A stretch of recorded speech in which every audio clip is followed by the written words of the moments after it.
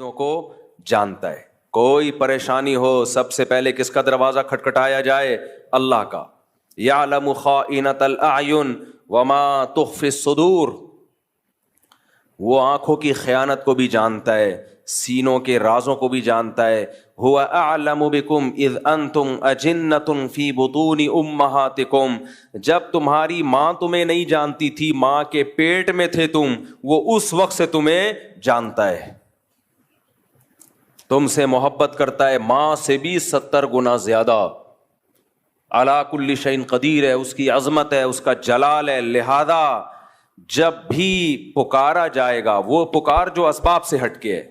اسباب کا مطلب کیا ہے؟ مجھے پیاس لگ رہی ہے, میں کہتا ہوں پانی چاہیے, آپ جائیں گے اٹھ کے کولر سے پانی نکالیں گے لے آئیں گے. یہ وہ مدد نہیں ہے, یہ تو ہر ایک سے مانگی جاتی ہے. ایک مدد وہ ہوتی ہے اس کے ارادے کا نام. جب وہ کسی چیز کا ارادہ کرتا ہے تو دو کام کرتا ہے, یا تو ویسے اسباب پیدا کر دیتا ہے یا بغیر سبب کے کام کر دیتا ہے. وہ بغیر سبب کے کام کرے, اس کو معجزہ اور کرامت کہتے ہیں. سمجھ میں آ رہی ہے بات؟ اس کو کیا کہتے ہیں؟ معجزہ اور کرامت. کوئی سبب نہیں ہے, کر دیا اس نے. جیسے بنی اسرائیل میں ایک بندہ مر گیا, قرآن سے پتہ چلتا ہے اور آسمانی کتابوں سے بھی. قاتل کا پتہ نہیں چل رہا تھا, بڑے پھڈے ہو رہے تھے, بے گناہ لوگوں پہ الزامات لگ رہے تھے. اللہ نے اس مقتول کو زندہ کیا, اور اس مقتول نے کھڑے ہو کے نام بتایا, میرا قاتل یہ اللہ نے مدد کی سبب کے بغیر. یہ ہوتا ہے یہ معجزہ. کرامت بزرگوں کی ہوتی ہے اور معجزہ پیغمبروں کا. فرق صرف اتنا ہے کہ کرامت پر ایمان ضروری نہیں ہے جب تک کہ وہ قطعی دلیل سے ثابت نہ ہو. اگر قطعی دلیل کے بغیر ہے تو اگر آپ کو بیان کرنے والے پر اعتماد ہے تو مان لیں, بیان کرنے والے کے بارے میں آپ کا خیال ہے پھینک رہا ہے لمبی لمبی, تو نہیں مانے آپ. یہ معجزے کا انکار نہیں کر سکتے آپ. لیکن قرآن میں کچھ کرامتیں ایسی ہیں کہ ہیں وہ کرامت لیکن ماننی پڑیں گی, کیونکہ بیان کون کر رہا ہے؟ قرآن بیان کر رہا ہے.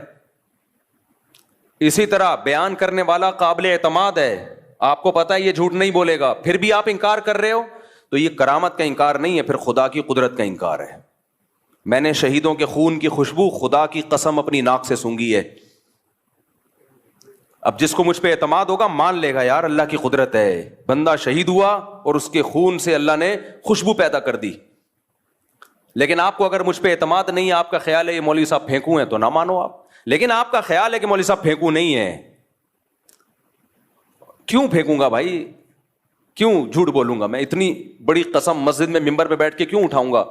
اس کے باوجود بھی اگر آپ انکار کر رہے ہو کہ نہیں جی شہید کے خون سے خوشبو آ ہی نہیں سکتی, تو پھر یہ ہمارا انکار نہیں ہے, پھر یہ خدا کی قدرت کا انکار ہے. یہ وہی لا مذہبیت ہے, الحاد ہے, جس کی بیس پہ لوگوں نے خدا کا انکار کیا ہے. کیونکہ آج بہت سے لوگ بابوں کی کرامتوں کا انکار کرتے کرتے لمٹ کراس کر چکے ہیں, کرامت کے وجود ہی کے منکر ہو گئے ہیں. یہ غلط ہے, کسی بھی چیز کے اعتدال سے اس پہ رد کیا جائے گا. سمجھ میں آ رہی ہے کہ نہیں آ رہی بات؟ توحید یہ نہیں ہے کہ آپ کرامتوں کا انکار کر دیں. توحید کرامت کا وجود تو توحید کی بڑی دلیل ہے کہ یہ اللہ کی قدرت ہے. تو مدد اسباب سے ہٹ کے کون کرتا ہے؟ بولو اللہ. اب اللہ جب مدد کرتا ہے تو دو طریقے ہوتے ہیں اس کے, یا تو بغیر سبب کے کر دے گا, جیسے میں نے مثالیں دی. فرعون کو, موسیٰ علیہ السلام کو فرعون سے کیسے بچایا؟ ناکامی کے نقشے پہلے پیدا کیے. حضرت موسیٰ علیہ السلام نکلے بنی اسرائیل کو لے کر, گھوڑے پہ جا رہے ہیں دوڑتے ہوئے, راستہ بھلا دیا اللہ نے, صحیح ہے نا, آگے پانی ہے, سمندر ہے, پیچھے فرعون. بنی اسرائیل نے کہا انا لمدرکون, مارے گئے, بس آگے پانی, پیچھے اتنا بڑا لشکر گئے. اب اسباب کی دنیا میں بچنے کا کوئی چانس تھا ہے بھائی؟ امپاسبل. موسیٰ علیہ السلام کا اللہ پہ اعتماد, تو یہ جو اعتماد ہے یہ ہے وہ محبت جو کس کو دی جا رہی ہے؟ معبود کو. اگر وہاں کوئی سائنٹسٹ آ کے حضرت موسیٰ علیہ السلام کو کہتا کہ میں کوئی ابھی ایسا کروں گا, ایک توپ ایجاد کر لوں گا اور ان فرعونیوں پہ آپ بمبارمنٹ کرو گے, موسیٰ علیہ السلام مان لیتے اس کی بات؟ بولو نہیں. اس پہ توکل کرتے نہ. بھائی اسباب کی دنیا میں ممکن نہیں ہے, ایسا نہیں ہو سکتا, اتنی جلدی کچھ بھی نہیں ہو سکتا. لیکن وہ معبود کس کو مانتے تھے؟ اللہ کو, صرف اللہ کو, صرف اللہ. عیسائی صرف اللہ نہیں کہتے, مسیح علیہ السلام کو بھی ساتھ میں ملا لیتے ہیں. نا نا نا, صرف ایسے موقع پہ صرف کون؟ اللہ. کوئی پیغمبر, کوئی ولی, کوئی فرشتہ نہیں, کیونکہ اب اسباب سے ہٹ کے مدد کرنے کی بات ہو رہی ہے. اس کی قدرت کس کے ہاتھ میں ہے؟ اللہ کے ہاتھ میں. یہ محبت اور یہ تعلق اللہ کے علاوہ کسی اور کو دیا. آپ 100 دفعہ کہو کہ میں صرف ایک اللہ کو مانتا ہوں, اللہ کہے گا تم ایک اللہ کو نہیں مانتے, تم صرف زبان سے بولتے ہو, حقیقت میں تم نہیں مانتے, جھوٹ بولتے ہو تم. آپ کہہ رہے ہو مسیح سے بھی دعائیں مانگی جائیں, مریم سے بھی دعائیں مانگی جائیں علیہم السلام, اور پھر کہو ہم ایک خدا کو مانتے ہیں, تو آپ کے کہنے سے اللہ نہیں مان لے گا اس بات کو. اللہ کہے گا میں نہیں مانتا, میں اس کو مانوں گا کہ یہ ایک خدا کو مانتے ہیں جو مصیبتوں میں صرف کس سے مانگے گا؟ صرف اس اللہ سے مانگے گا. تو موسیٰ علیہ السلام نے اس موقع پہ کیا کہا؟ ان معی ربی, میرے ساتھ کون ہے؟ اللہ.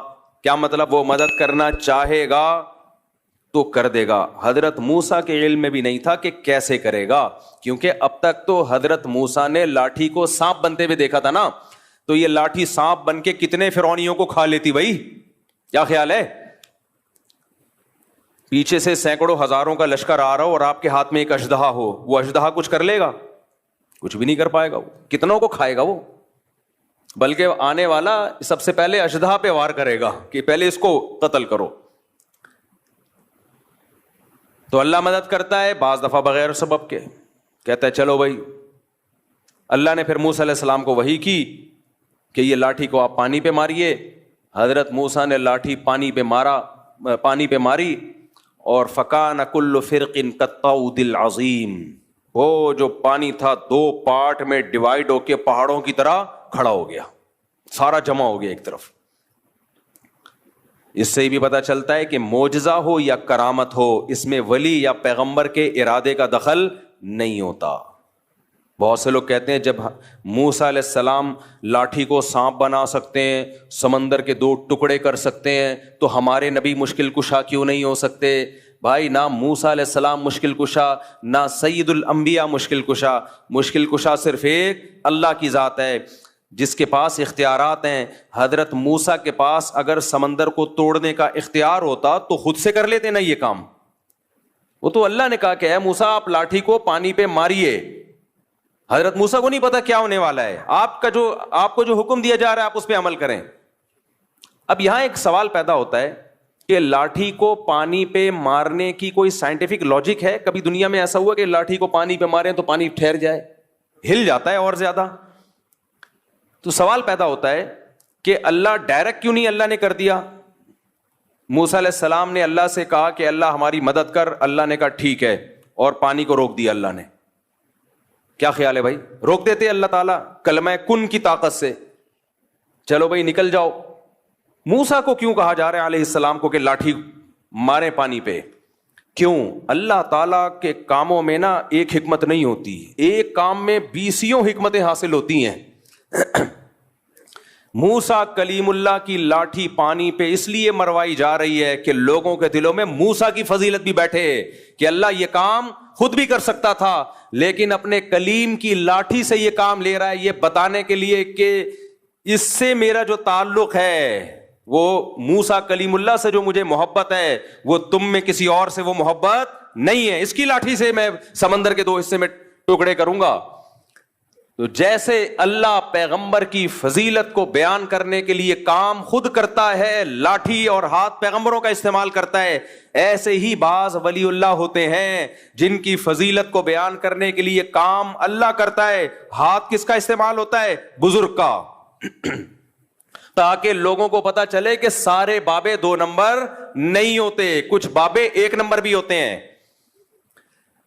بعض لوگوں نے بابوں کا انکار کرتے کرتے خود بابے بن گئے اور باقی سارے بابوں کی نفی کر دی. یہ غلو ہے. سمجھتے ہو جب نہیں پڑھو گے رات کو تو کیسے سمجھو گے بات کو؟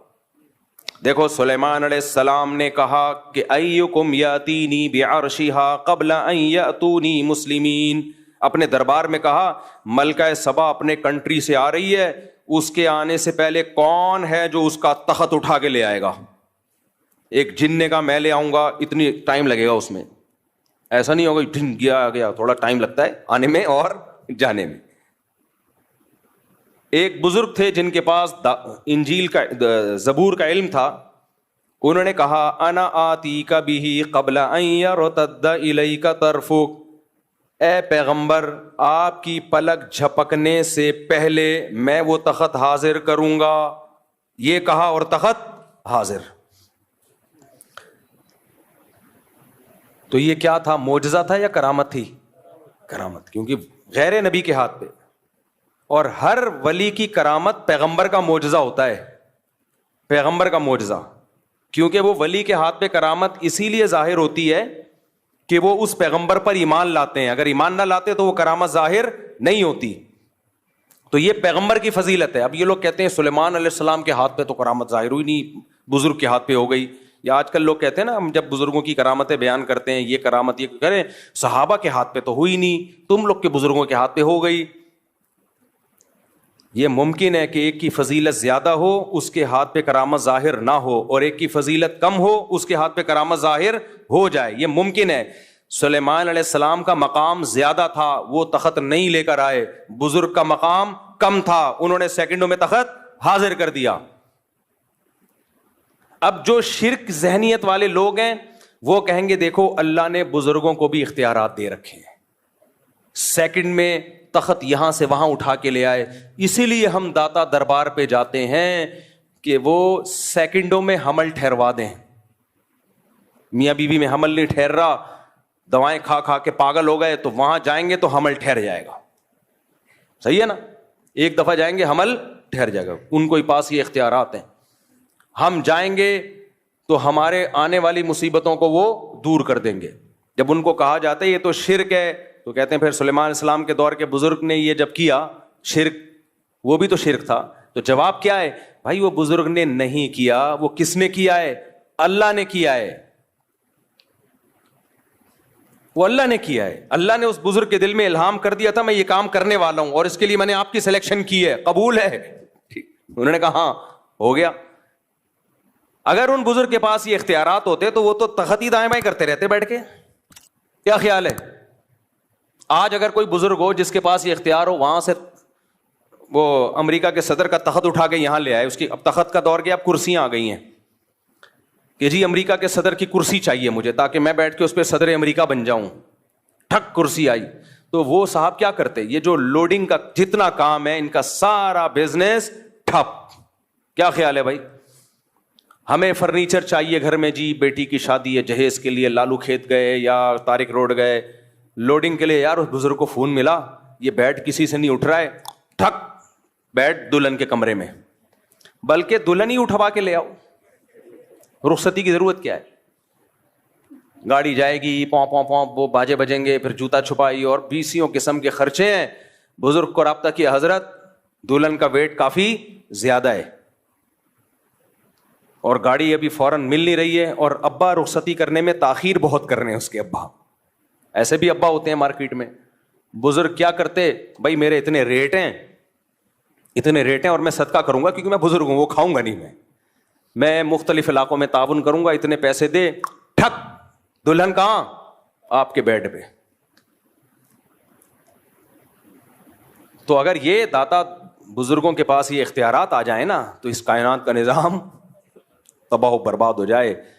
تو وہ جو سلیمان علیہ السلام کے پاس جو بزرگ تھے وہ بھی ایک ہی دفعہ تخت لے کر آئے ہیں، ایسا نہیں ہے کہ بار بار تخت دائیں سے بائیں کرتے رہیں بیٹھ کے۔ وہ تو اللہ نے دل میں ڈال دیا کہ میں ایک دفعہ آپ کے ہاتھ پہ یہ کرامت ظاہر کرنا چاہتا ہوں۔ تو کرامت اسی طرح ہی ہوتی ہے، اختیارات نہیں آ جاتے کسی کے پاس کہ جب کریں جیسے کریں وہ فوراً ہونا شروع ہو جائے، یہ نہیں ہوتا۔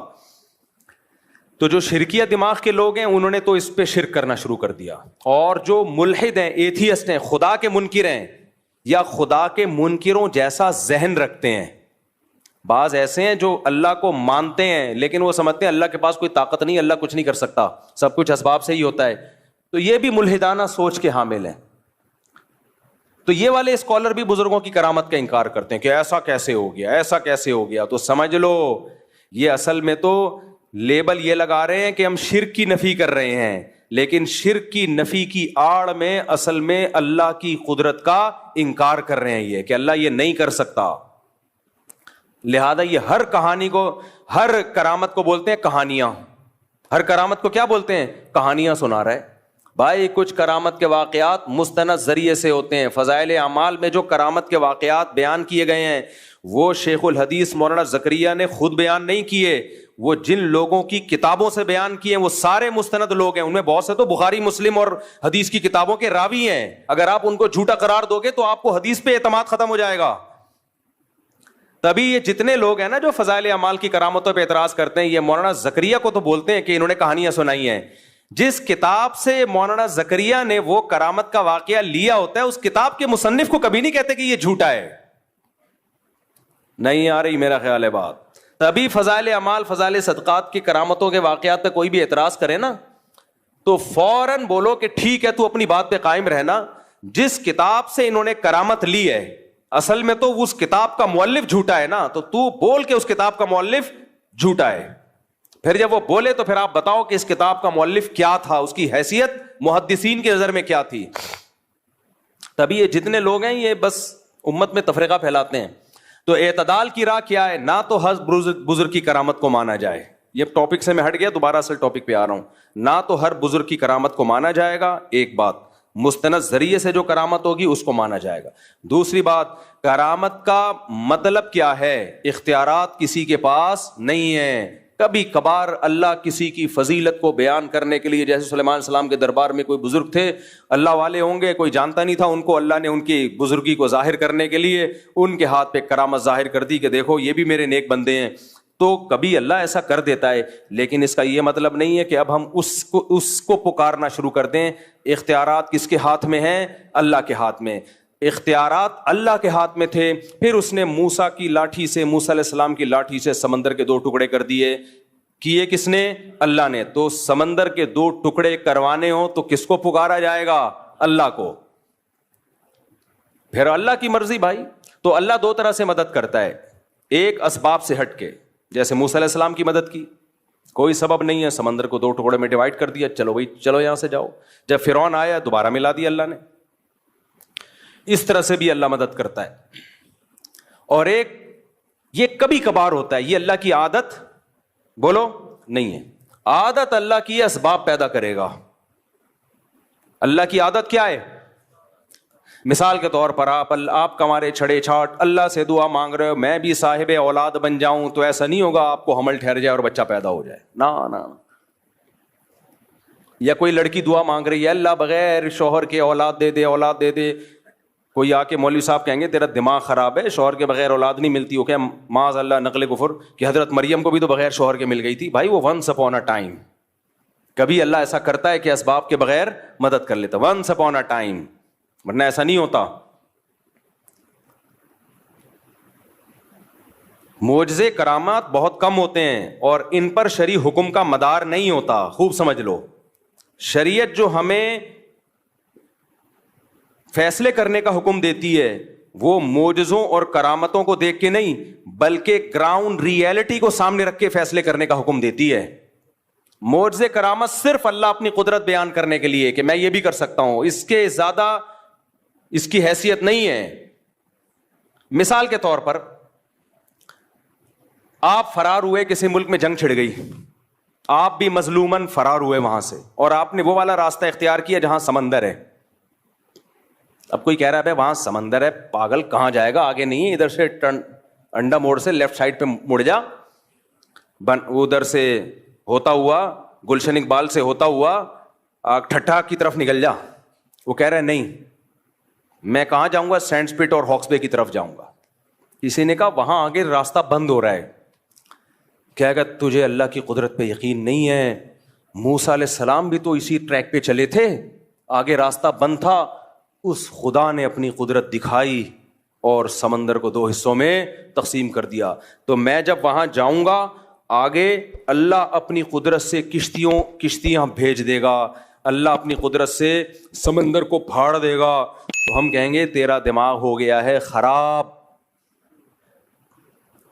نہیں آئی میرا خیال ہے بات. ہم کیا کہیں گے؟ تیری کھوپڑی ہو گئی ہے آؤٹ.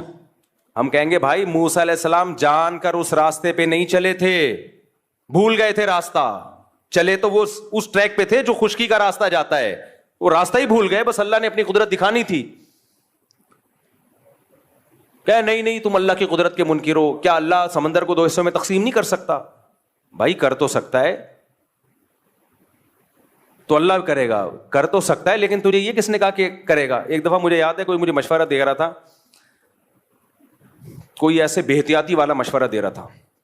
میں نے کہا یار حالات ٹھیک نہیں ہے, اس طرح میرا جانا ایسے موقع پہ وہاں ٹھیک نہیں ہے, آج کل تھریٹس بہت ہیں, تھوڑا پرانی بات ہے, جان کا خطرہ ہے. اس نے کہا اللہ نے چاہا تو اللہ بچائے گا. میں نے کہا اگر اللہ نے نہیں چاہا تو تیرا باپ بچائے گا پھر؟ نہیں اللہ نے چاہا تو اللہ بچا لے گا. یہ تو ہمیں پتا ہے اللہ نے چاہا تو بچائے گا, لیکن مجھے پتا ہے کہ اللہ چاہتا ہے کہ نہیں چاہتا. میں بلیچ پی رہا ہوں, اللہ نے چاہا تو اللہ بچا لے گا. مجھے پتا ہے یہاں فلاں جگہ پہ دہشت گردی ہے, قتل و غارت ہو رہے ہیں, نہیں جاؤ بھائی وہاں پہ, بم پھٹ رہے ہیں, حالات خراب ہیں, اللہ نے چاہا تو اللہ بچا لے گا. تو ٹھیک ہے, بہت سے لوگوں کو اللہ نے بچایا بھی ہے. اب کراچی کے جو حالات خراب چل رہے تھے, جگہ جگہ بم دھماکے ہو رہے تھے, بنارس لوگ جاتے تھے نا, وصیت کر کے جاتے تھے کہ میں بنارس جا رہا ہوں. بنارس والا ادھر آتا تھا, وصیت کر کے آتا تھا میں انڈا موڑ آ رہا ہوں. ایسی جنگ چل رہی تھی, لوگوں نے کہا ویزے لے کے جاؤ بھائی. تو کراچی کے حالات دیکھے ہیں نا, تو اس میں کہا جاتا تھا بھائی گھر سے باہر مت نکلو. نہیں جی اللہ بچائے گا. اللہ نے چاہا تو اللہ بچائے گا, یقیناً اللہ نے چاہا تو بچائے گا, لیکن اللہ چاہے گا کہ نہیں چاہ رہا ہے یہ ہمیں معلوم نہیں ہے. تو چاہتا ہے کہ اللہ چاہے کہ میں بچوں, لیکن اللہ بھی چاہتا ہے کہ تو جو چاہتا ہے وہ ہو. تو اس لیے معجزوں اور کرامتوں پر فیصلے نہیں کر سکتے آپ. اس کی ایک اور مثال, جب ایک شرعی حکم لوگوں کو بیان کیا جاتا ہے کہ بغاوت کے لیے یا جہاد کے لیے ضروری ہے کہ آپ کے پاس پراپر تیاری ہو, دشمن سے لڑنے کی طاقت ہو. اس طاقت کے بغیر آپ کو نہ جنگ کرنے کی اجازت ہے, نہ مسلح بغاوت کی اجازت ہے. جب تک آپ کے پاس پاور نہیں ہے, سامنے ٹینک ہیں آپ کے پاس, اس کے مقابلے میں نہ ٹینک ہے نہ جہاز ہے, کچھ بھی نہیں ہے, تو آپ کیسے بغاوت کرو گے؟ لوگ کہتے ہیں بدر میں کیسے ہو گیا تھا, 313 نے 1000 سے مقابلہ کیا, اور خالد ابن ولید نے 60 سے 60,000 کا حصار توڑا. بھائی بدر میں 313 کا جو 1000 سے مقابلہ تھا وہ نبی کے ارادے سے نہیں تھا, وہ تو کسی اور ارادے سے نکلے تھے. تو مشرکین نے اچانک 1000 کا لشکر لے کے آ گئے, تو وہ تو اس کے علاوہ کوئی راستہ ہی نہیں تھا. تبھی پھر مدد اللہ کی طرف سے نازل ہوئی ہے. تو وہ معجزہ تھا کہ 313,000 پہ غالب آ گئے. نبی خود 313 کو لے کے مکہ پہ چڑھائی کے لیے کبھی بھی نہیں نکلے. نبی مکہ پہ چڑھائی کے لیے اپنے ارادے کے ساتھ اس وقت گئے ہیں جب 10,000 کا لشکر تیار ہوا ہے, پھر آپ نے مکہ پہ اٹیک کیا ہے. سمجھ میں آ رہی ہے بات کہ نہیں آ رہی ہے؟ دیکھو 13 سال مکہ میں آپ نے جہاد نہیں کیا. کچھ لوگ کہتے ہیں ایمان نہیں بنا تھا. نا نا نا نا, اس وقت کا جو ایمان تھا وہ بعد میں اس لیول کا ایمان تو کبھی بن ہی نہیں سکتا, کیونکہ قرآن کہہ رہے جو ہجرت سے پہلے ایمان لے آئے نا ان کا ایمان سب سے تگڑا ہے. بلال حبشی کا ایمان رضی اللہ عنہ, ابو بکر کا ایمان, عمر بن خطاب کا ایمان, سیدنا علی کا ایمان, سیدنا عثمان کا ایمان, سیدنا عبداللہ بن مسعود کا ایمان. یہ وہ لوگ تھے جب اسلام انتہائی کمزور تھا, ایسے پاورفل ایمان والے لوگ تھے یہ. اس وقت منافق کا تصور ہی نہیں تھا, لیکن آپ نے جہاد کیا اس 13 سال میں. بولو صبر صبر صبر صبر کی تلقین. اتنا ظلم ہوا ہے, خباب ابن ارت رضی اللہ تعالیٰ عنہ نبی کے پاس آئے کہ مجھے میرا مالک جو ہے آگ کے انگاروں پہ لٹاتا ہے, اور اتنے بڑے بڑے کھڈے پڑ گئے تھے کمر میں. یا رسول اللہ الا تستنصر لنا, آپ اللہ سے ہمارے لیے مدد کی دعا کیوں نہیں کرتے؟ تو خباب ابن ارت یہ بھی تو کہہ سکتے تھے یا رسول اللہ آپ تلوار اٹھائیں ہم جہاد کرتے ہیں, یا نبی کہتے تلوار اٹھاؤ ہم کیا کرتے ہیں جہاد. نہیں کیا, آپ نے فرمایا صبر کرو, ایک دن آنے والا ہے کہ ایک عورت زیور سے آراستہ ہو کے صنعاء تک چلے گی, اتنا لمبا راستہ طے کرے گی, کوئی اسے خوف نہیں ہوگا, ایسا امن دنیا میں قائم ہونے والا ہے. لیکن تستعجلون, تم جلدی کر رہے ہو, تو کیوں تلوار نہیں اٹھائی؟ اس لیے کہ بہت تھوڑے تھے اور کافر بہت زیادہ پاور میں تھے. گراؤنڈ ریئلٹی اور اسباب کو سب سے زیادہ فوکس اسلام کرتا ہے. تبھی تو مسلمان دنیا میں مار کھا رہے ہیں, بیٹھے ہوئے پھینک رہے ہوں گے, بس باتیں کر رہے ہوں گے, کسی بھی چیز کا کوئی سبب اختیار نہیں کرتے. نہ صحت کا سبب, بے موقع توکل. تو نبی نے مکہ میں 13 سال صبر کیا ہے, کیونکہ طاقت بولو نہیں تھی, اتنے سے لوگ نہیں لڑ سکتے بھائی, اتنوں سے. حضرت بلال کے سینے پہ پتھر رکھے جا رہے ہیں, وہ پتھر نہیں ہٹا سکتے, اور ایسی قوم کو حکم دیا جائے کہ تم ان کے خلاف کیا کرو, لڑائی شروع کر دو. وہاں اتنا کر سکتے تھے کہ جان بچا کے مکہ سے نکل جائیں. جان بچا کے کیا کریں, یہ نکلنا بڑا مشکل تھا, مکہ والے نکلنے نہیں دے رہے تھے. اس کے لیے آپ صلی اللہ علیہ وسلم نے پلاننگ کی ہے. جب مشرکین نے آپ کے قتل کا فیصلہ کیا تو اللہ نے وحی کی کہ اب آپ مکہ سے نکل جائیں, کیونکہ یہ آپ کو قتل کرنا چاہتے ہیں. تو اس کے لیے بھی پلاننگ کی ہے کہ مکہ اور مدینہ کا جو راستہ تھا وہ استعمال نہیں کیا گیا, کیونکہ مشرکین کو پتا تھا اسی ٹریک پہ چلے ہوں گے. نہ اپوزٹ والا راستہ جو مدینہ سے دور کر دیتا ہے, اس راستے پہ آپ چلنا شروع ہوئے.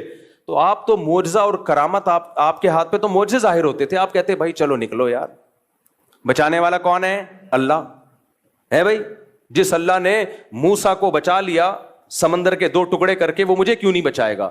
چلو نکلو. نہ فرمایا یہاں سے نہیں ادھر سے جائیں گے, تاکہ کسی کو شک ہی نہ ہو, کسی کو وہم ہی نہ ہو. تو معجزے اور کرامت کے واقعات سن کے نا, یہ صرف اللہ کی قدرت پہ ایمان لانا ہے ہم نے, کہ اللہ کبھی کبھار اس طرح بھی مدد کر لیتا ہے. کرنا وہی ہے جو اسباب کہہ رہے ہیں. کتنے شوگر کے مریضوں کو دیکھا ہے رسگلے کھا رہے ہوتے ہیں, کہتے ہیں موت تو ایک دن لکھی ہوئی ہے اور اللہ ہے بچانے والا. تو میں ان سے کہتا ہوں موت لکھی ہوئی ہے, تیری بہت جلدی لکھی ہوئی ہے, کیونکہ اللہ کو پتا تھا یہ شوگر کا پیشنٹ ہے, لڈو کے ڈبے کھا جائے گا, لہذا اگلی 1 جنوری سے پہلے فرشتوں کو آرڈر ہوا ہوتا ہے کہ اس کی لکھی ہوئی ہے 31 دسمبر کے 12 بجنے سے پہلے اس کو اٹھا لینا, ڈیٹ چینج نہیں ہونی چاہیے. لکھا ہوا تو ہوتا ہے, لیکن وہ لکھا ہوا ہماری حرکتوں کے حساب سے ہی ہوتا ہے. سمجھ میں آ رہی ہے بات کہ نہیں ہے؟ موت لکھی ہوئی ہے, لیکن اس میں حرکتیں بھی لکھی ہوئی ہیں کہ یہ اتنی جلدی مر جائے گا. کیوں؟ کام سارے مرنے والے کرے گا یہ, اس لیے کیا ہو جائے گا, جلدی مرے گا. تو موت کا ایک دن یقیناً متعین ہے, لیکن اس کے اسباب بھی متعین ہیں.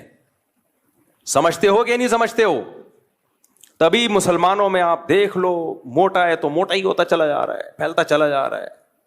غیر مسلم اسباب کو فوکس کر رہے ہیں, وہ صبح اٹھ کے ورزش بھی کرتے ہیں. میں تھائی لینڈ میں گیا تو فجر کی نماز کے بعد میں نے دیکھا فل مارکیٹیں کھلی ہوئی ہیں, ایسے جیسے کھچا کھچ رش ہوتا ہے بازار میں. ابھی سورج نکلا ہے اور اتنی مارکیٹیں فل. ہمارے یہاں تصور ہے 12 بجے بھی مارکیٹیں نہیں کھلی ہوتی. تو یہ قوم صحت مند رہ سکتی ہے؟ کھائے جا رہے ہیں. میرے صرف پراٹھے والے بیانات کو فوکس کیا ہوا ہے, ورزش والے بیانات کو فوکس کیا ہی نہیں ہے. تو نہ کوئی فزیکل ایکٹیویٹی ہے, نہ کوئی, پھر بیمار ہوتے ہیں. بھائی اللہ, بیماری بھی اللہ کی طرف سے, صحت بھی اللہ کی طرف سے. اللہ بہت بڑے ہیں, یقیناً اللہ بہت بڑے ہیں, اسی وجہ سے تجھے ان لڈوؤں کی وجہ سے بیمار کر رہے ہیں, اسی وجہ سے کر رہے ہیں تجھے. تو معجزے اور کرامت برحق ہیں, لیکن یہ بتانے کے لیے کہ مایوس مت ہونا. بعض دفعہ سارے اسباب فیل ہو جاتے ہیں, ہم نے تو اسباب ہی اختیار کرنے ہیں بھائی کامیابی کے لیے, جیسے نبی نے اختیار کیے. مکہ میں جہاد نہیں کیا آپ نے, پھر غزوہ بدر میں بھی ایک اتفاقی واقعہ ہو گیا, ورنہ آپ کا ارادہ 1000 کے لشکر سے لڑنے کا نہیں تھا. پھر احد میں بھی مشرکین نے پہل کی تھی, آپ نے بڑھ کے مکہ پہ حملہ نہیں کیا, تو دفاعی پوزیشن میں آپ لڑے ہیں کہ دفاع کرو اپنا. وہ تو کرنا بنتا ہے نا, وہ تو کرنا ہی کرنا تھا, دفاعی پوزیشن. پھر غزوہ خندق میں چاروں طرف سے قبائل نے مل کے حملہ کا ارادہ کیا, تو بھی آپ نے دفاع پہ اکتفا کیا, بڑھ چڑھ کے ان پہ حملے نہیں کیے. بھائی دفاع کرو کسی طریقے سے, اس میں مشورے لیے. مشورے کیسے لیے؟ صحابہ کرام نے یہ جنگ پہلے کبھی دیکھی نہیں تھی کہ چاروں طرف سے مل کے کوئی حملہ کر لے. تو آپ نے سلمان فارسی کو بلایا کہ فارس میں تم نے کبھی ایسی جنگ دیکھی ہے؟ انہوں نے کہا ہاں ہم نے دیکھی ہے. کیا کرتے ہو؟ خندقیں کھودتے ہیں ہم تاکہ دشمن اندر نہ آئے. اب اس کے علاوہ کوئی آپشن ہی نہیں تھا. وہ خندقیں کھودنا آسان کام نہیں تھا. وہ ایسا نہیں ہے کسی بلڈنگ کے لیے ایک گڑھا کھودا جا رہا ہے, چاروں طرف وہ تمام ایریاز جہاں سے دشمن کے آنے کا خطرہ ہے, اتنے بڑے گڑھے کھودے جائیں کہ دشمن کا اونٹ اور گھوڑا ان کو کراس کر نہ سکے. یہ آسان کام تھا, جبکہ مدینہ اکنامکلی اس وقت انتہائی کمزور تھا. بھوک سے نڈھال ہو رہے ہیں لوگ, پیاس سے نڈھال ہو رہے ہیں, پیٹ پہ پتھر باندھ رہے ہیں, لیکن آپ کدال لے کے گڑھے کھود رہے ہیں. وہاں بھی تو آپ کہہ سکتے تھے بھائی یہ تو بہت مشکل کام ہے, مدد کا وعدہ کس نے کیا ہے؟ بولو, اللہ نے کیا ہے. مدد کا وعدہ اللہ نے کیا ہے تو اتنی ٹینشن نہیں بھائی. بس تھوڑا بہت مشورہ میں نے لے لیا حضرت ابو بکر سے, حضرت عمر سے. باقی فارس کے لوگ کیا کرتے ہیں ایسے موقع پہ, وہ تو ہیں کافر.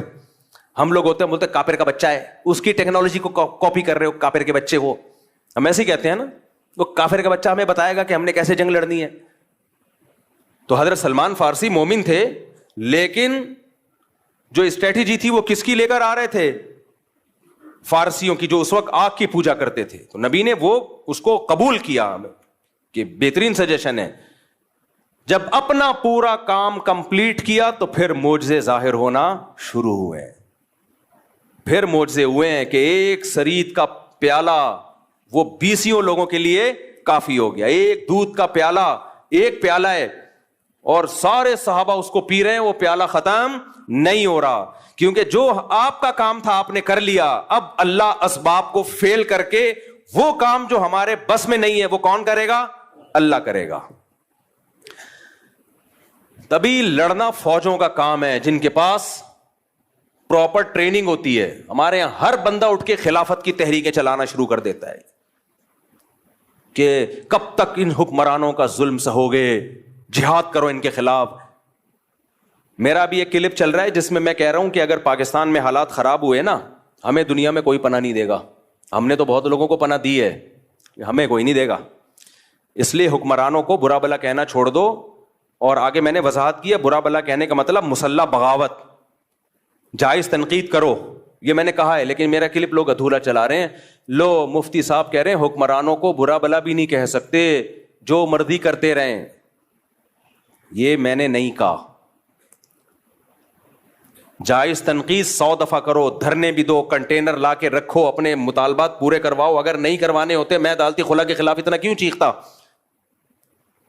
میرا مقصد ہے مسلح تحریک کی طرف مت جاؤ, بم دھماکے مار دھاڑ. یہ کام کیا تو ملک میں لاشیں بچھیں گی, رزلٹ کچھ بھی نہیں نکلے گا. غزہ سے زیادہ حالات خراب ہو جائیں گے ہمارے ملک کے, کیونکہ یہ جو بیٹھ کے باتیں کر رہے ہیں نا اسلامی خلافت کی, ان کے پاس باتوں کے سوا کچھ بھی نہیں ہے. خلافت خلافت کا لفظ انہوں نے بدنام کر دیا ہے. ہر 4 دن میں کوئی اٹھتا ہے کہ پاکستان میں خلافت کا نظام لے کے آؤں. تیرے پاس کون سا میکینزم ہے؟ تیرے پاس کیا اسٹریٹجی ہے؟ پہلے کیا کرے گا, اس کے بعد کیا کرے گا, پھر لڑے گا کیسے؟ کیونکہ اس لیے تو آپ کو فوج سے لڑنا پڑے گا, اسلام آباد پہ قبضہ کرنا پڑے گا. کیا کیسے کرے گا؟ کوئی جواب نہیں ہے. یونیورسٹیوں کے لڑکوں کو اور طلبا کو ایک اندھیری گلی میں بند کر دیا. پھر ہوتا کیا ہے, ایجنسی والے ان کو اٹھاتے ہیں, پھر یہ مسنگ پرسن بنتے ہیں. اور یہ جتنے لیڈر خلافت کے نام پہ یہ دندناتے گھوم رہے ہوتے ہیں, ان کو کچھ بھی نہیں ہوتا. ایجنسیاں ان کو کچھ نہیں کہتی. ایجنسیاں کہتی ہیں ان کی دعوت پہ جتنے لوگ آ رہے ہیں نا ان کو کھڈے لین لگاتے جاؤ, ان کی چمڑیاں ادھیڑی جاتی ہیں, کوئی پوچھنے والا. تو ایسے جتنے بھی اسکالرز ہیں نا یونیورسٹیوں میں آج کل, یہ بہت اس طرح کے اسکالرز آ رہے ہیں کہ دیکھو یہ مولوی نظام کے خلاف نہیں کھڑے ہوتے. نظام کے خلاف کھڑے ہونے کا مطلب کیا ہے؟ مطلب پہلے واضح کرو, کیا مطلب کھڑے ہونے کا مطلب؟ اگر تم یہ کہہ رہے ہو توپیں گنے لے کے نکل جائیں, یہ نظام کے خلاف ہم نہیں کھڑے ہوں گے بھائی. اس سے نقصان ہوگا, ملک میں انارکی پھیلے گی, ملک کے ٹکڑے ہوں گے اور غیر مسلم طاقتوں کے ہاتھ میں یہ کنٹری چلا جائے گا. اس سے بدتر حالات ہو جائیں گے. اور اگر نظام کے خلاف کا مطلب ہی کہ احتجاج کرو, میڈیا پہ دھرنے دے کے 100 دفعہ کرو, کس نے منع کیا بھائی؟ کس نے منع کیا ہے؟ بنگلہ دیش والوں نے کیا نا احتجاج, کامیاب ہوئے وہ, تو کس نے منع کیا آپ کو احتجاج کرنے؟ یہاں تو بات خلافت سے شروع ہو رہی ہے. اور خلیفہ کون ہوگا آج تک نہیں ڈیفائن کر پائے یہ لوگ. وہ خلیفہ ہوتا ہے وہ بیچارہ اس قابل ہی نہیں ہوتا کہ اس کو کوئی عورت اپنا شوہر بنا لے, اور وہ ملک کا خلیفہ بننے نکلا ہوتا ہے. یہ یونیورسٹیوں میں بہت ہو رہا ہے آج کل. جائیں گے تو کچھ ٹھش پش انگلش ماری اور پھر مولویوں کو برا بلا کہا کہ مولوی تو یہ کر رہے ہیں, مولوی تو تقریریں کر رہے ہیں, تو تصوف میں لگے ہوئے ہیں, تزکیہ میں لگے ہوئے ہیں, نظام کی تبدیلی. اور نظام کی تبدیلی کا مطلب پتہ ہے کیا ہوتا ہے ان کا؟ بغاوت. اب تو واضح لفظوں میں کہنا چھوڑ دیا, کیونکہ کچھ لوگوں کو ایجنسی نے اٹھا کے ان کے اگلے پچھلے گناہ معاف کیے پھر چھوڑ دیا, تو اب وہ بغاوت کا لفظ یوز نہیں کر رہے. اندر اندر ان کے وہی جذبات ہیں, خلافت, نظام تبدیلی. ابے کیا مطلب نظام کی تبدیلی؟ ہمارے پاس ایک سوٹیبل پیکج ہے نظام کی تبدیلی کا. وہ پیکج کیا ہے بھائی؟ یونیورسٹیاں بناؤ, اسکول بناؤ, تعلیم کو فوکس کرو, تاکہ آپ کی چھت کے نیچے جب کوئی بندہ پڑھ کے فوج میں جائے گا, جب کوئی بیوروکریسی میں جائے گا, جب کوئی عدلیہ میں جائے گا, ماحول آپ اس کو دینی ماحول دو گے تو وہاں جا کے فیصلے بھی کیسے کرے گا؟ اچھے. اور اگر آپ ان شعبوں میں نہیں گئے تو پھر یہ تمام اہم ترین شعبے آپ نے اسلام دشمنوں کے لیے چھوڑ دیے ہیں. پھر فوج میں بھی اسلام دشمن لوگ جائیں گے, عدلیہ میں بھی اسلام دشمن لوگ جائیں گے, بیوروکریسی میں بھی اسلام دشمن لوگ جائیں گے, پھر فیصلے آپ کے خلاف ہوں گے اور آپ دھرنے دیتے رہو گے. یہ ایک سوٹیبل طریقہ ہے نظام کی تبدیلی کا. یہ طریقہ نہیں ہے کہ آپ اٹھے اور دھرم دھرم کر کے آپ نے اتنے بندے وہاں مار دیے, اتنے بندے وہاں مار دیے. اس سے کچھ بھی حاصل ہونے والا نہیں ہے, اور اگر حاصل ہوا تو آپ کو نہیں ہوگا, ان طاقتوں کو ہوگا جو آپ کو فیور کر رہی ہیں. سمجھ میں آ رہی ہے بات کہ نہیں آ رہی ہے؟ ان طاقتوں کو فائدہ ہوگا اس سے. اور ویسے بھی میں بار بار کہہ رہا ہوں, پاکستان میں حالات خراب ہوئے نا, مجھے اور آپ کو کوئی پڑوسی ملک ٹھکانہ نہیں دے گا. ہم نے ٹھکانہ دیا, وہ نہیں دیں گے ہمیں. لوگ کہتے ہیں ڈالر لے کے ٹھکانہ دیا تھا, تو آپ بھی تو ڈالر لے کے ہی ہمیں بھگا رہے ہو وہاں سے. اور ہم نے کتنے افغانی یہاں پہ جو ہمارے بھائی ہیں, کیا ڈالر لے کے ہم نے ان کو یہاں ٹھکانہ دیا ہے؟ کس نے ڈالر لیے بھائی؟ آج بھی گھوم رہے ہیں اور ہمیں خوشی ہے. زیرو سے کروڑ پتی بن گئے, ان کی جائیدادیں ہیں, پراپرٹیاں ہیں. 100 دفعہ ہمیں خوشی ہوتی ہے اس سے. مسلمان ہیں. ضیاء الحق کی تقریر آپ سنے جا کے, جب یہ افغان جہاد شروع ہوا تھا, اس نے کہا تھا, اس کے الفاظ مجھے پورے الفاظ یاد نہیں, اس نے کہا تھا افغانوں کے لیے ہمارا ملک کھلا ہوا ہے, آئے یہاں پہ دھڑا دھڑ آئے. آپ نے اس سارے احسانات کو 2 منٹ میں دھجیاں اڑا دی کہ تم نے تو ڈالر کے لیے کیا تھا. تو ہمیں کوئی بھی نہیں رکھے گا. اور معلومات جب تک اوتھینٹک معلومات نہ ہو نا, تبصرہ مت کیا کرو. اوتھینٹک معلومات یہی ہیں کہ تمہیں کوئی بھی نہیں رکھے گا. صحیح ہے, اس ذہن میں رکھ. نہ پڑوسی رکھیں گے, چاہے وہ اسلامی حکومت ہے, ہم سے اچھے ہوں گے, 100 دفعہ اچھے ہوں گے, ان کی بڑی قربانیاں ہیں, 100 دفعہ قربانیاں ہیں, ان کے شہیدوں کے خون سے خوشبوئیں آئی ہیں, 100 دفعہ آئی ہیں, لیکن مجھے اور آپ کو نہیں رکھے گا کوئی بھی. یہ ذہن میں رکھنا. اور صرف یہ نہیں کہ رکھیں گے نہیں, لتر مار کے باہر نکالیں گے. لتر مار کے بولیں گے دفعہ ہو یہاں سے. عزت سے بھی نہیں نکالیں گے, لتر مار مار کے نکالیں گے. ویسے ہی ملاقات کے سلسلے میں چلے گئے تو ٹھیک ہے, رہنے کے لیے گئے لتر مار کے نکالیں گے. لتر مار کے. یقین نہیں آتا, جاؤ, چلے جاؤ. سمجھتے ہو؟ باقی ان کی قربانیوں کا کوئی انکار نہیں ہے. جو اسلام نافذ کیا اس کا کوئی انکار نہیں ہے, 100 دفعہ. اور سب ہمارے بھائی ہیں بھائی, کسی سے نفرت پھیلانا مقصد نہیں ہے. جتنے پڑوسی ملک ہیں ہم ان سے ہم تو انڈیا سے دوستی کے قائل ہیں, جو خالصتاً کافر ملک ہے. بس صرف اتنی نالج دینا مقصد ہے کہ تمہیں کوئی رکھے گا نہیں. سمجھ رہے ہو؟ اور صرف نکالیں گے نہیں, لتر مار کے نکالیں گے. اس پہ لوگ اعتراض کر رہے ہیں میرے بیانات پہ. میں تو جو گراؤنڈ ریئلٹی وہ بیان کر رہا ہوں. باقی تو ہم تو دوستی کے قائل ہیں بھائی, اور جو بھی ہیں پڑوسی ملک کے ہمارے بھائی ہیں, 100 دفعہ آج بھی ہم ان کے لیے قربانی دینے کے لیے تیار ہیں. 100 دفعہ تیار ہیں. اس کو ہم سب سے بڑا جہاد سمجھتے ہیں. لیکن میں یہ بتا رہا ہوں کہ بس جو ظرف آپ کا ہے وہ ساری دنیا کے سب لوگوں کا نہیں, اس لیے اپنے ملک کی حفاظت کرو. آج ہم کسی کو پناہ بھی اس لیے دے رہے ہیں, دے بھی اس لیے رہے ہیں کہ ہمارے پاس ایک کنٹری ہے. نہیں ہوا ختم. جب بات کو میں سمیٹ کے ختم کرتا ہوں تو اللہ 2 طرح سے مدد کرتا ہے انسانوں کی. بعض دفعہ اسباب کے بغیر, جیسے معجزے و کرامات. لیکن اللہ کی عادت کیا ہے؟ اسباب پیدا کر دیتا ہے. کیا پیدا کر دیتا ہے بھائی؟ اسباب.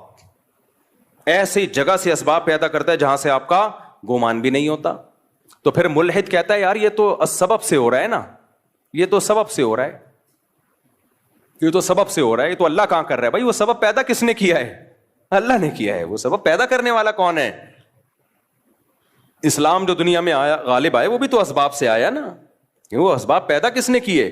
اللہ نے کیا. ایسی جگہ سے اللہ اسباب پیدا کرتے ہیں جہاں سے آپ کا گمان بھی نہیں ہوتا. اور بعض دفعہ اسباب فیل کون کرتا ہے؟ اللہ. آپ سمجھتے ہو بہت دولت آ گئی, بہت کچھ ہو گیا, آپ اللہ کو بھلا دیتے ہو. اللہ آپ سے دولت چھین لیتا ہے. چھینتا کیسے ہے؟ سبب پیدا کر دیتا. کوئی ایسی بیماری لگا دی, ساری دولت اس بیماری میں خرچ, جائیدادیں تقسیم ہونا, جائیدادیں بکنا شروع. ایسے لوگ ہم نے دیکھے ہیں, ایک بیماری ہوئی, علاج میں زیرو ہو گئے بالکل, کروڑوں کروڑوں روپے جو انہوں نے کمائے تھے ختم, بھیک مانگنے پہ آ گئے. حضرت حکیم اختر صاحب رحمہ اللہ تعالیٰ ایک واقعہ بیان کیا کرتے تھے, ابھی بھی ان کا بیان انٹرنیٹ پہ پڑا ہوا ہے, کہ گلشن اقبال میں ایک سیٹھ صاحب رہا کرتے تھے, ہر وقت مولویوں کی برائی, مولوی ایسے مولوی ایسے. کچھ لوگوں کو پتہ نہیں, کوئی اللہ وافر میں کوئی بچپن میں کچھ الٹے سیدھے واقعات شاید ہو جاتے ہیں ان کے ساتھ, کسی 2 نمبر مولوی کے, تو ہر مولوی کو برا سمجھتے ہیں.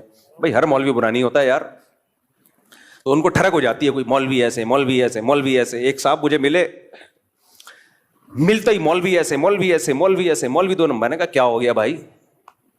پھر انہیں واقعہ سنایا کہ بچپن میں جو ان کے ساتھ ہوا تھا, کوئی قاری صاحب تھے, کچھ غلط ہو گیا. تو میں نے کہا یار ایک نے غلط کر لیا آپ کے ساتھ, جو 100% اس قاری کو چھتر لگاؤ سالے کو.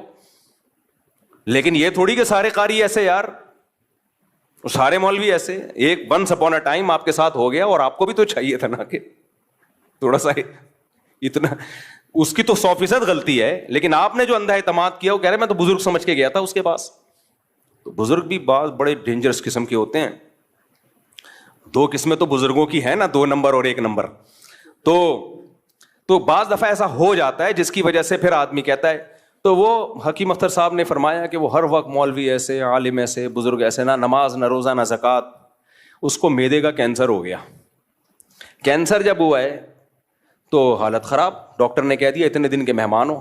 اب دبلا ہونا شروع ہو گیا, ہڈیاں وڈیاں جو بیچارے کینسروں کے. تو اس کو اللہ نے توبہ کی توفیق دے دی. اس کو اندازہ ہو گیا جو میری جو دبدباہٹ اور روب اور سارے ڈاکٹر, آج سائنس اپنی ترقی کی انتہا کو پہنچی ہوئی ہے, 1 کروڑپتی آدمی کو زندگی نہیں دے سکتی. جوان بھی تھا, اس کو اندازہ ہو گیا بھائی یہ سب مادی اسباب کی 2 ٹکے کی حیثیت نہیں ہے, موت اپنی آنکھوں سے نظر آ رہی. حکیم اختر صاحب نے فرمایا کہ اس نے سارے علماء کو بلایا, سب سے معافیاں مانگی, بھائی مجھ سے غلطی ہوئی ہے, توبہ کی اور دنیا سے چلا گیا. یہ پرانے زمانے کے ملحد تھے, جب لتر پڑھتے تھے تو اللہ یاد آ جاتا تھا. آج کے ملحد اتنا ڈھیٹ ہے نا, صبح شام عذاب اپنی آنکھوں سے دیکھے, پیسے ابو جہل کی طرح, کہ عبداللہ بن مسعود اس کی سینے پہ بیٹھے ہوئے ہیں گردن کاٹنے کے لیے. اس کو مان لینا چاہیے تھا نا, اسلام غالب آ گیا. دیکھو 313 کو اللہ نے 1000 پہ غالب کیا, لیکن وہ کیا کہتا ہے, نیچے سے گردن کاٹنا, مرنے کے بعد پتہ چلے کسی سردار کی گردن ہے. سمجھ رہے ہیں, مرنے کے بعد پتہ چلے. آج کے ملحد ایسے ہیں, ابو جہل جیسے. تو اس لیے میرے بھائی جو محبت اللہ کو دینی ہے, وہ محبت کیا ہے؟ پکارنا صرف اس کو ہے. تو کرسچینٹی سے بھائی جو ہمارا مذاق اڑا, ہم ہر مسیحی کو نہیں چھیڑتے, جو اسلام کا مذاق اڑا رہا ہے نا, مسلمانوں میں ٹالرنس نہیں ہے, برداشت نہیں ہے, یہ نہیں ہے, وہ نہیں ہے. بھائی مسلمان کا جرم تمہارے جرموں سے ہلکا ہے. تم نے ایک جرم ایسا کیا ہے نا, شرک کا, وہ ایک ترازو کے پلڑے میں جب لا کے رکھا جائے گا تو اللہ کہے گا مسلمان جیسا بھی ہے مانتا صرف مجھے تھا, اور تم جتنے بھی اچھے ہو میرے ساتھ عیسیٰ ابن مریم کو تم نے شریک کر لیا, تمہارا ایک جرم لاکھوں کلو کا ہے. صحیح ہے نا, اور مسلمانوں کے چھوٹے چھوٹے 20 جرم بھی اس جرم کا مقابلہ نہیں کر سکتے. اللہ ہمیں عمل کی توفیق عطا فرمائے. موضوع کچھ اور تھا لیکن